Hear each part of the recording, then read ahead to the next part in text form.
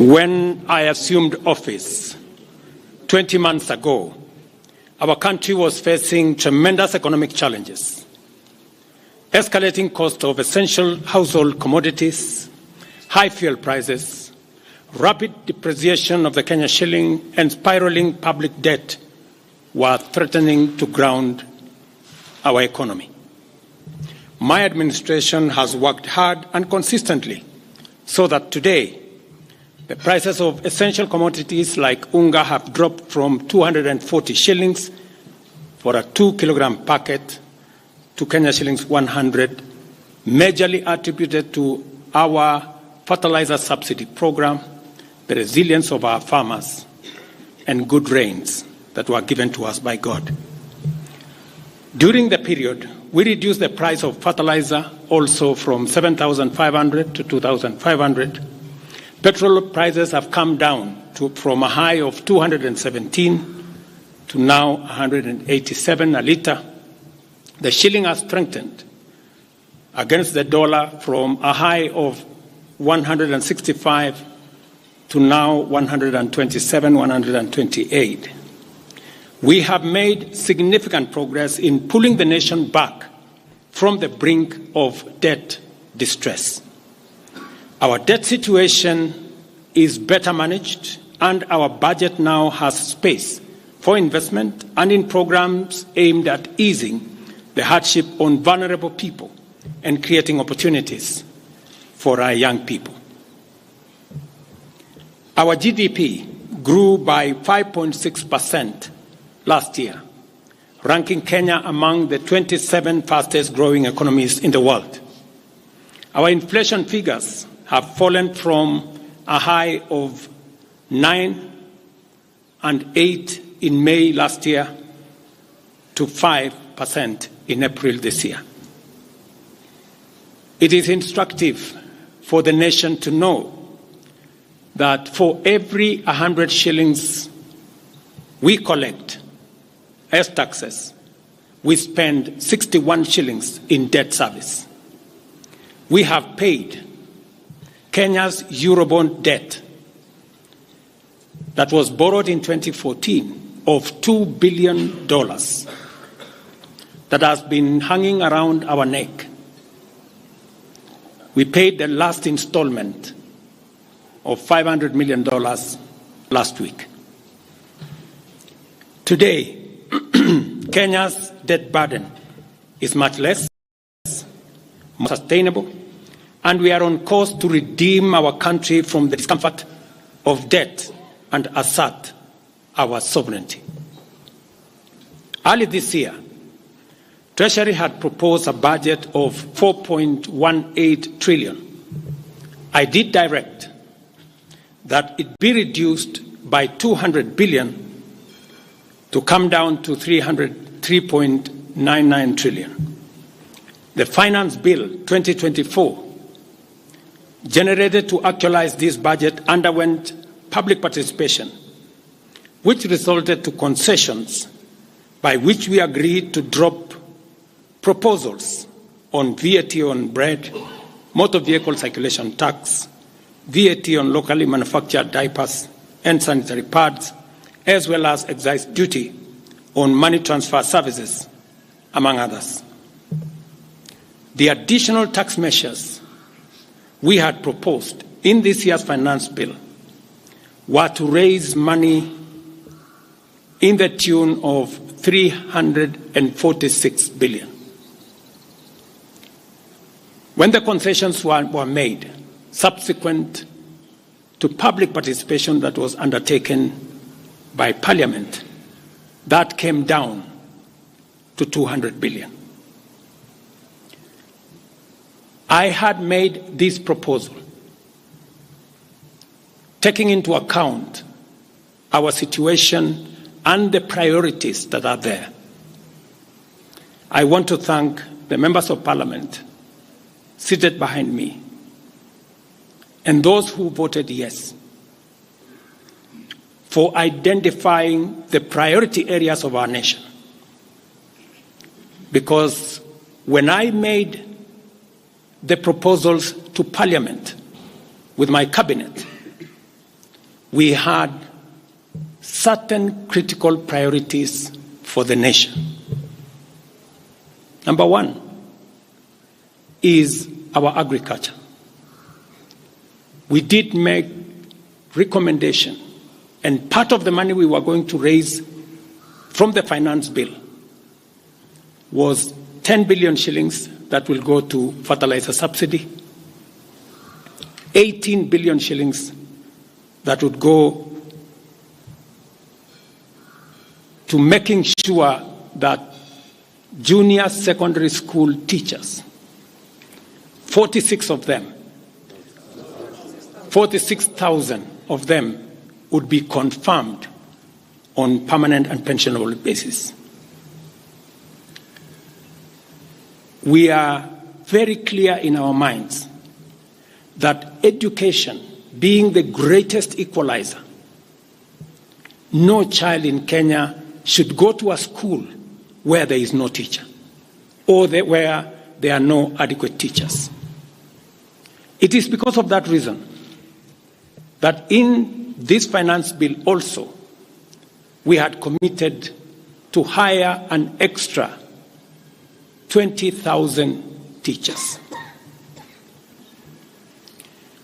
We also had envisioned, because of the program of last mile connectivity to homes, especially in rural areas, we had committed 14.5 billion shillings, 50 million for every constituency for the last mile connectivity. Because we realize that there are many people who today cannot go to hospital because they cannot afford, because they have no health insurance.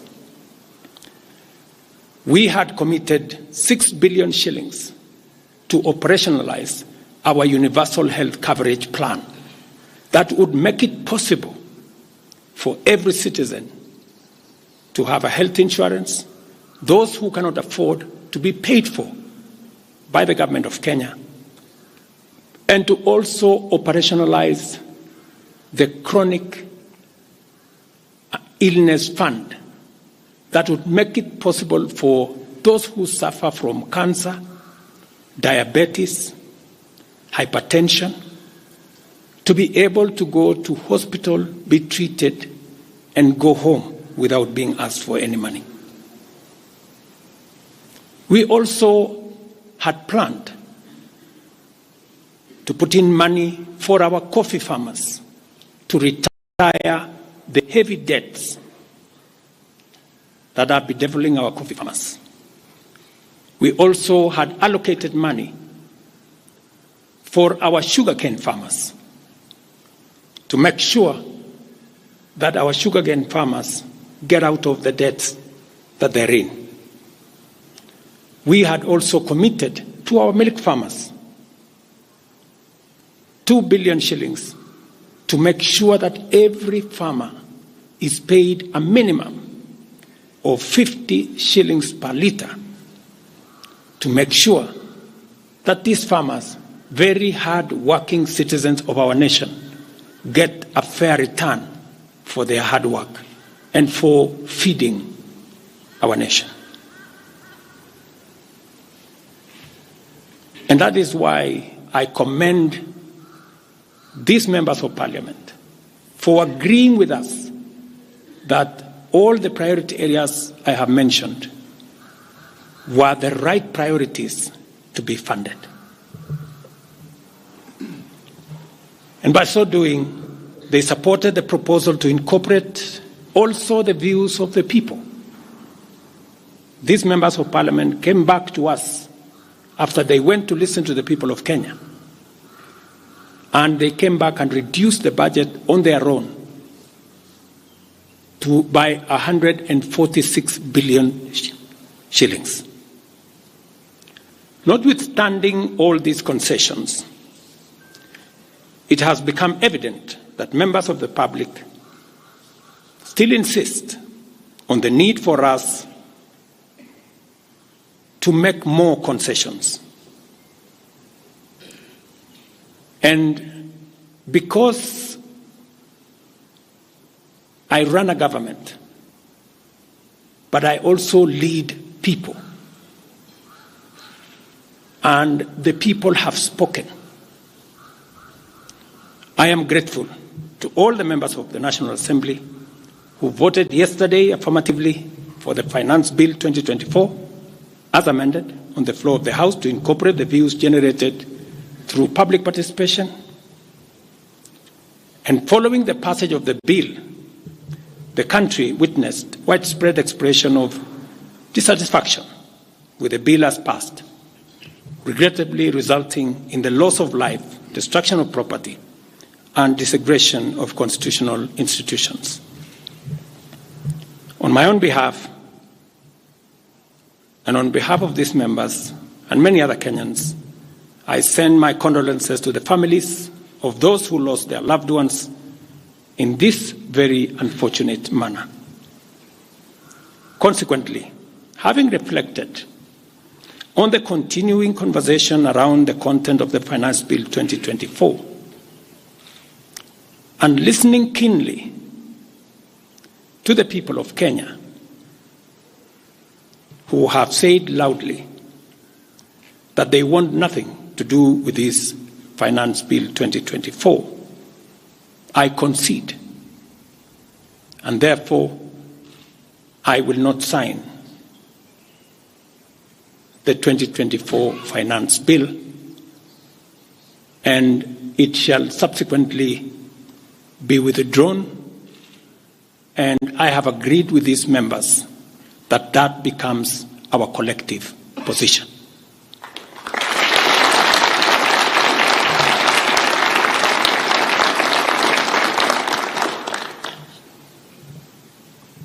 Accordingly,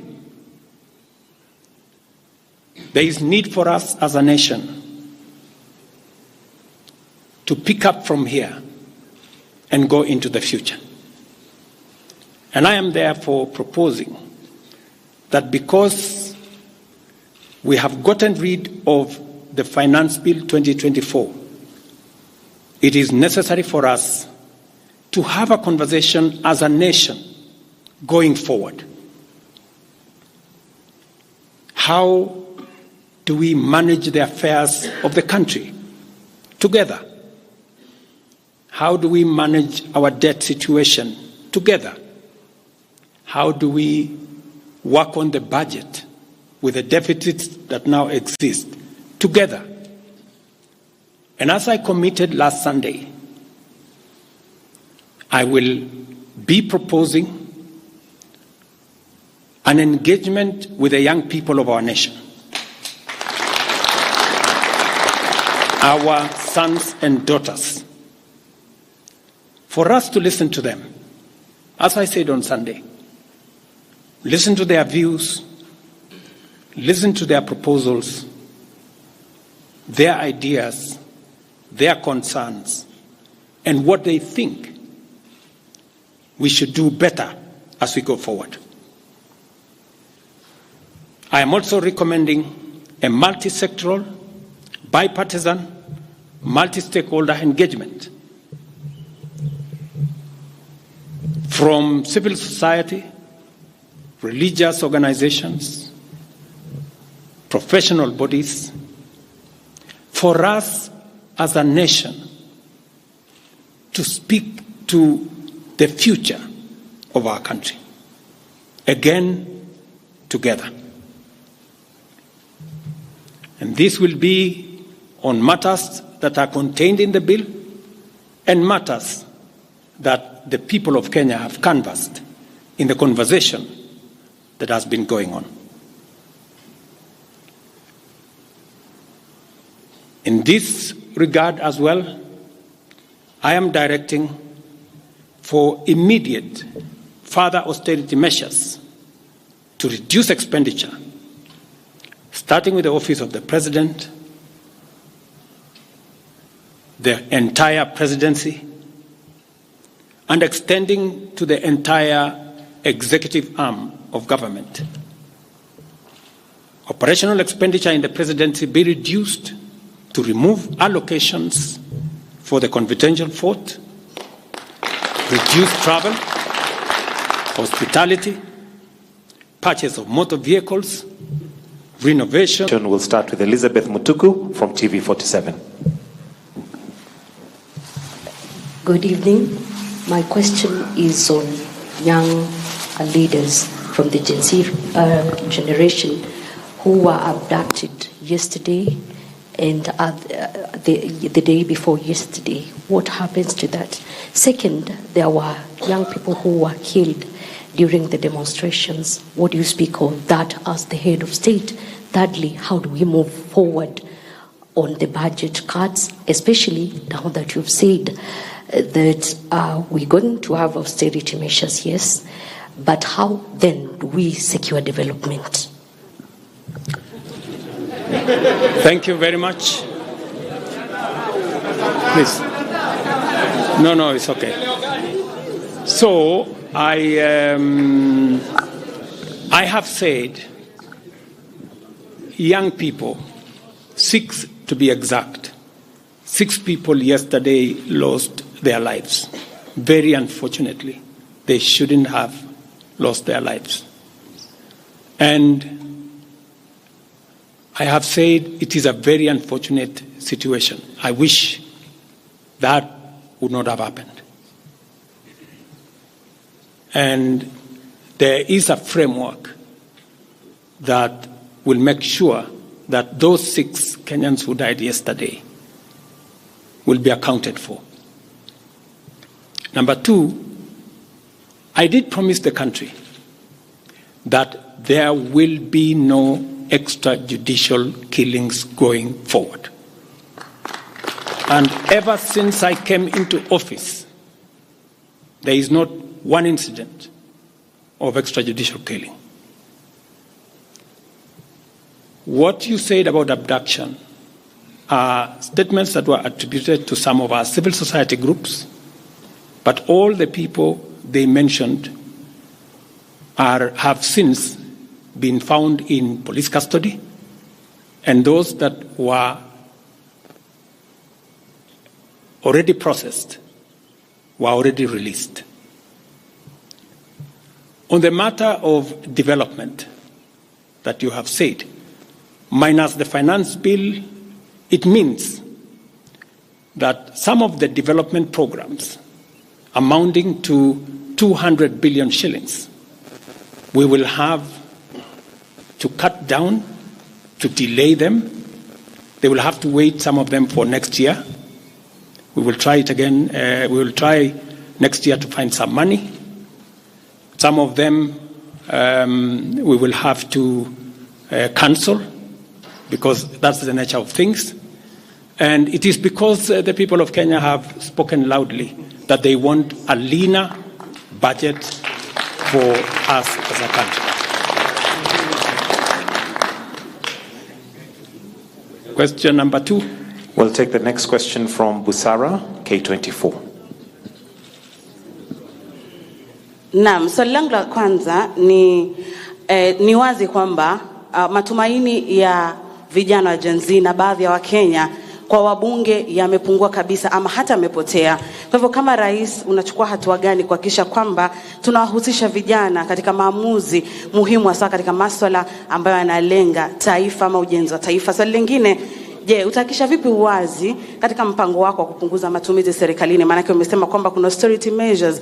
Je, kutakuwa na transparency? Na swali la mwisho, ningependa kujua kama pengine kutakuwa na fidia kwa wale ambao walifariki ama hususan kwa familia kwa wale ambao walifariki hapo jana, na je, serikali itasimamia malipo ya wale ambao hospitalini hivi sasa wanapokea matibabu kutokana na majeraha waliopata hapo jana? Asante. Thank you very much. About 214 Kenyans were involved in various skirmishes, and many of them went to hospital. 95 of them were treated and released. Some of them, I think one is still in ICU, and others, I think 14, the minister is here, are still in hospital. But majority of them were treated and released yesterday. As I have told you, on those who lost their lives, there will be a mechanism of how they will be accounted for. On the young people whom you have said, how do we listen to them? Let me say the following. Number one, I did make a very clear, determined program to create opportunities for young people to work. It was in our manifesto. It is in my plan. As I talk to you, 3 of the programs are going on. The housing program today has 160,000 young people working as engineers, as architects, as quantity surveyors, plumbers, masons, carpenters, artisans, transporters, accountants. We have 160,000 young people working because I did take the decision that if we don't deal with millions of young people out of school, out of college, who have certificates and they don't have jobs, they will soon become a very big challenge for us as a country, as we are witnessing at the moment. All the young people you see, they are looking for opportunity. They are looking for jobs. And that is why our housing program, once it is fully rolled out, we will have a minimum of 500,000 young people working in our housing program. Number 2, I have been very clear on making sure that additional to our housing program is our digital infrastructure, the digital superhighway, the digital hubs, and the whole ecosystem of what we are doing in creating digital jobs.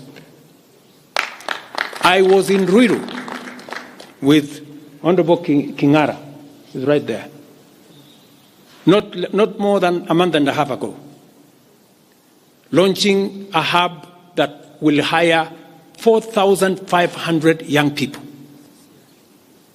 under CCI.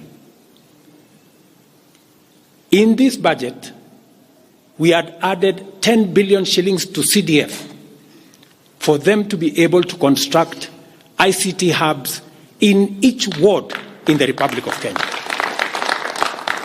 That would give opportunities for 200 to 300 young people in every ward to access internet, to be trained, to have a hub, and to monetize their digital skills.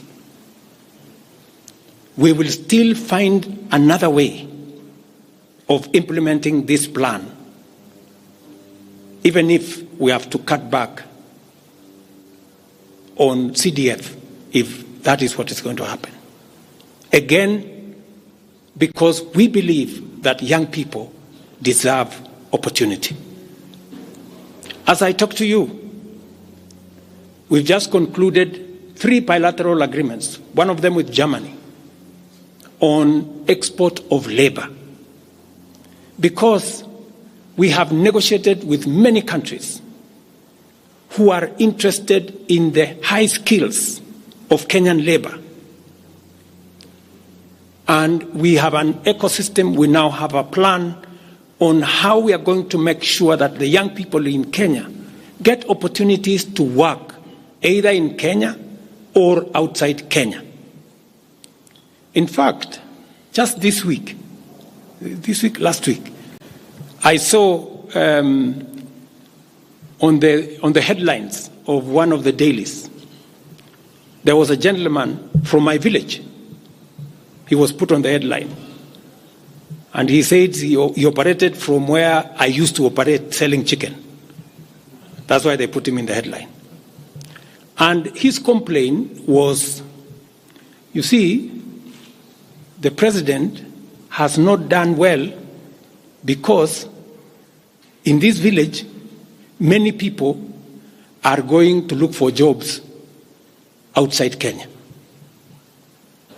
That gentleman did not know that those people in our village that have gone to Saudi Arabia or UAE, I am the one who supported the program for them to go as part of the export of labor.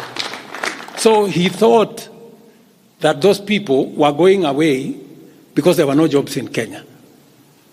But it is part of this plan I have kept on talking about, because I think it was called Misoy or somebody. If you go and check the headline, I think of last week, Thursday or Friday, he was there.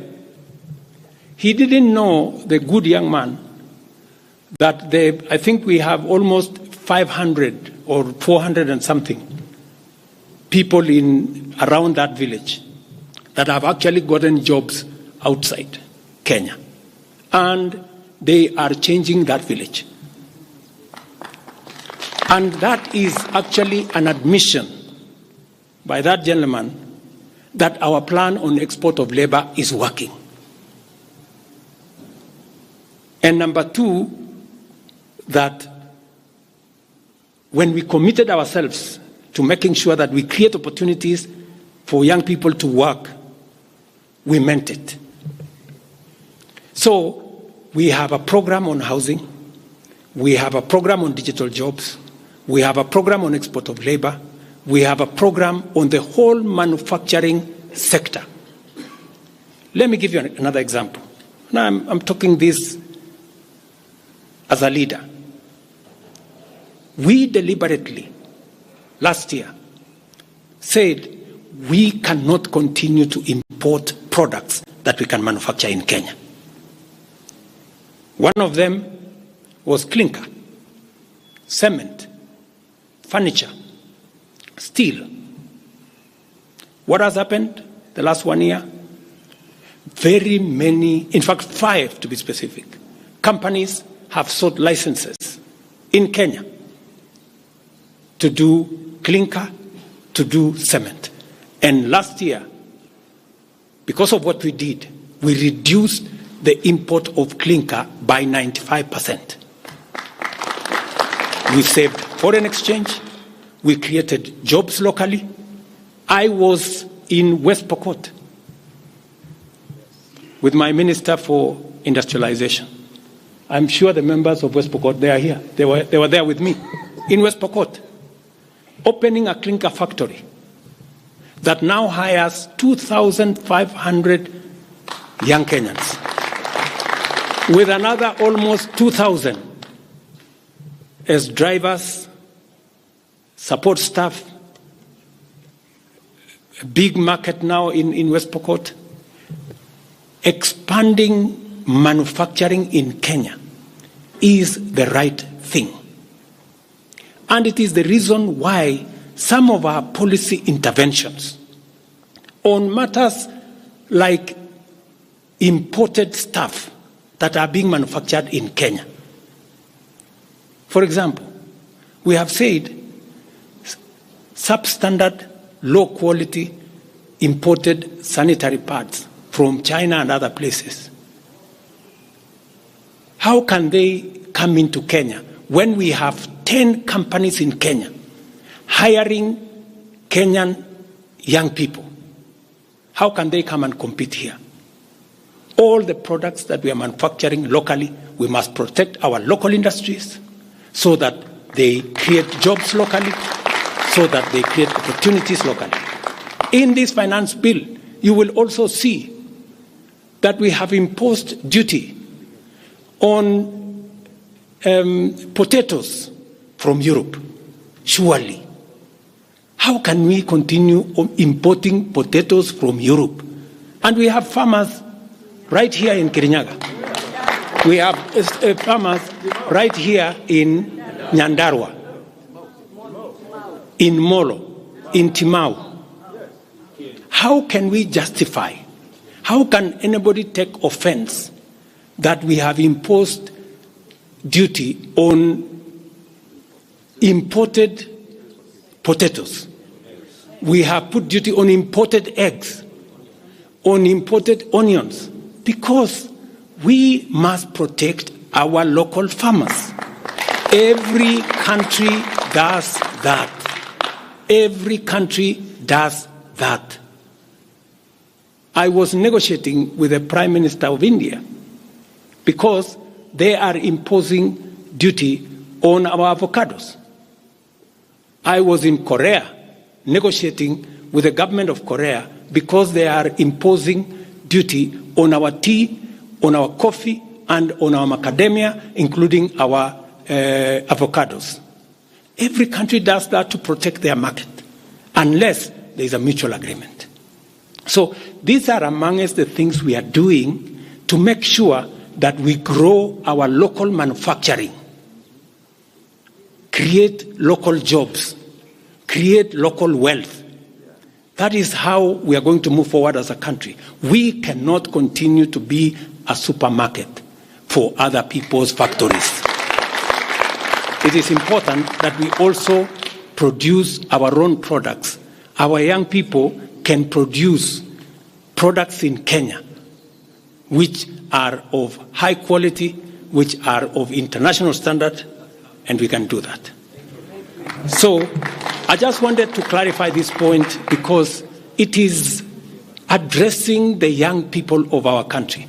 And I am looking forward to a conversation with my sons and daughters, the young people of this nation, to explain to them the opportunities that they have, and I want to listen to them. What additionally do they want me to do? What can we do better?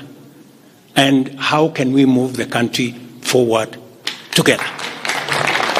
Thank you very much.